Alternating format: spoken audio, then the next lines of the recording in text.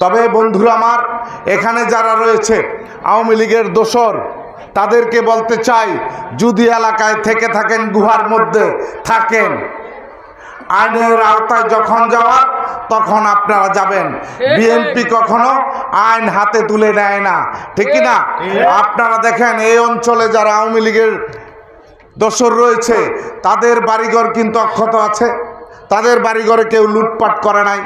কিন্তু যখন তারা ক্ষমতায় ছিল, তখন যাকে জেলে নিয়েছে তার ব্যবসা নিয়ে গেছে, যে বিএনপির মিছিলে গিয়েছে তাদের বাড়ির ভাড়াটিয়া তাড়িয়েছে, ভাড়া নিয়ে গেছে, তার ব্যবসা বাণিজ্যে হামলা দিয়েছে।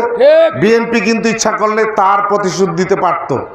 বিএনপি এবং জিয়াউর রহমানের আদর্শ প্রতিশোধে বিশ্বাসী না, তারা প্রতিবাদ করে, তারা সহ অবস্থান করে বিএনপি। অতএব আমরা কিন্তু প্রতিশোধ দিতে চাই না, কিন্তু যা করেছেন এই জন্য আপনাদেরকে অবশ্যই আইনের আওতায় যেতে হবে। আপনারা দেখবেন